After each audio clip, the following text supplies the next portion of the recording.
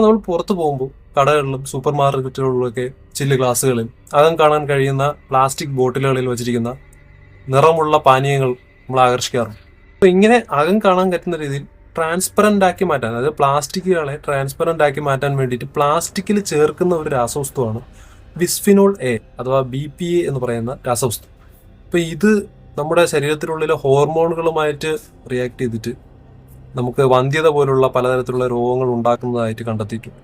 ഇനി നമ്മൾ plastic ബോട്ടിലുകളുടെയും plastic വസ്തുക്കളുടെയും മറ്റൊരു പ്രത്യേകതയാണ് ഇത് താഴെ വീണാൽ പൊട്ടാറില്ല. അതുപോലെ തന്നെ നമ്മൾ അമർത്തിയാൽ നല്ല രീതിയിൽ അമർത്തിയാലോ നമ്മൾ വളരെയധികം ശക്തി പ്രയോഗിച്ചാലോ ഒന്നും ഇതിന് യാതൊരു പ്രശ്നങ്ങളും ഉണ്ടാവാറില്ല. ഫ്ലെക്സിബിളാണ്.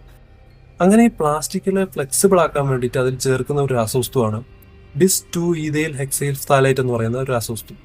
അപ്പോൾ ഇത് ക്യാൻസർ ഉണ്ടാക്കുന്നതായിട്ട് തെളിയിച്ചിട്ടുള്ള ഒരു രാസവസ്തുവാണ്. ഇതുപോലെ പ്ലാസ്റ്റിക്കിൽ സാധാരണ പ്ലാസ്റ്റിക് ഉണ്ടാക്കാൻ എങ്ങനെയാണ് ഉണ്ടാക്കുന്നതെന്ന് ഞാൻ മുമ്പുള്ള വീഡിയോയിൽ പറഞ്ഞിട്ടുണ്ട്. ഇത് കൂടാതെ ഇതിനകത്ത് നിറം കിട്ടാനും ഫ്ലെക്സിബിലിറ്റി കിട്ടാനും ഇലാസ്റ്റിസിറ്റി കിട്ടാനും കട്ടി കുറയ്ക്കാനും അങ്ങനെ പല ആവശ്യങ്ങൾക്ക് വേണ്ടി ഇതിന് അധികമായിട്ട് ഒരുപാട് തരത്തിലുള്ള രാസവസ്തുക്കൾ ചേർക്കാറുണ്ട്. ഇത് നമുക്ക് പലർക്കും അറിഞ്ഞുകൂടാത്ത ഒരു കാര്യമാണ്. അപ്പോൾ നമ്മൾ പ്ലാസ്റ്റിക് കത്തിക്കുമ്പോൾ ഇത്തരത്തിൽ ചേർത്ത രാസവസ്തുക്കൾ കൂടി പുറത്തു വരും എന്ന് നമ്മൾ കഴിഞ്ഞ വീഡിയോയിൽ പറഞ്ഞായിരുന്നു.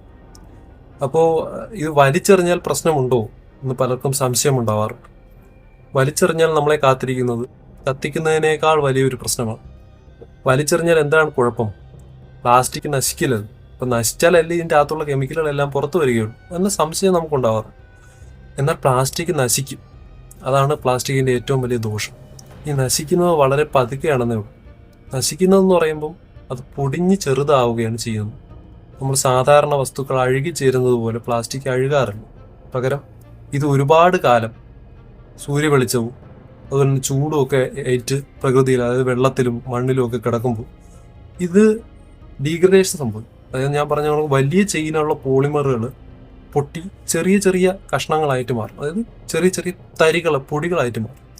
ഈ പൊടികൾ നമ്മുടെ മണ്ണിൽ അടങ്ങിയിട്ടുള്ള സൂക്ഷ്മാണുക്കൾക്ക് വിഘടിച്ച് മാറ്റാൻ പറ്റുന്നതല്ല.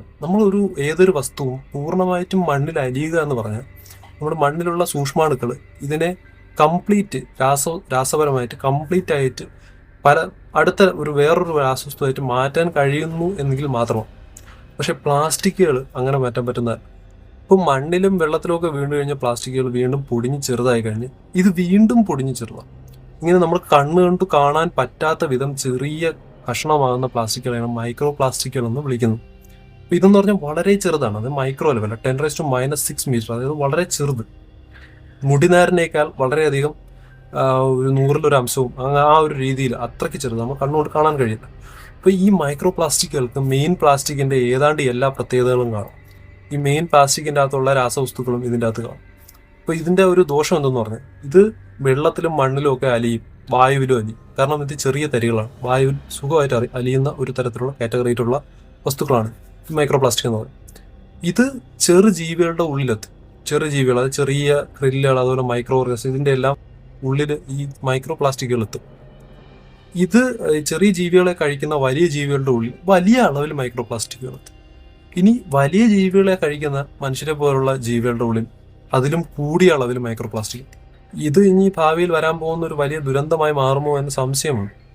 മിക്ക പ്ലാസ്റ്റിക്കുകളും മൈക്രോ പ്ലാസ്റ്റിക്കുകളും മനുഷ്യന് ദോഷം ചെയ്യാത്തവയാണ്. അതായത് വലിയ രീതിയിൽ നമ്മുടെ ശരീരമായിട്ട് റിയാക്ട് ചെയ്യാത്തവയാണ്, വിഷങ്ങളല്ല.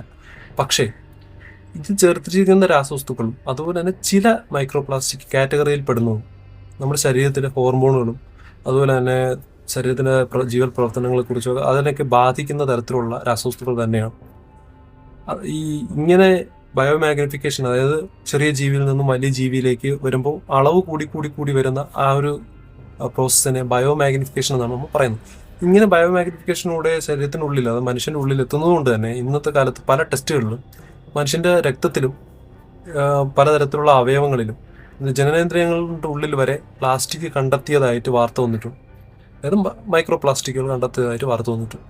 അപ്പോൾ ഇതുപോലുള്ള സംഭവങ്ങൾ ഉണ്ടാകുന്നതിന് നമുക്ക് തടയാൻ കഴിയുന്നത് പ്ലാസ്റ്റിക്കിൻ്റെ ഉപയോഗം കുറയ്ക്കുകയും അതുപോലെ തന്നെ പ്ലാസ്റ്റിക് ശേഖരിച്ച് കളക്ട് ചെയ്യാമെന്നവർക്ക് കൊടുക്കുകയും ഒക്കെ ചെയ്യുന്നത് വഴിയാണ്. അപ്പോൾ നിങ്ങൾക്ക് സീരിയസ്നെസ് മനസ്സിലായി എന്ന് ഞാൻ വിശ്വസിക്കുന്നു. അടുത്തൊരു വീഡിയോയിൽ കാണാം.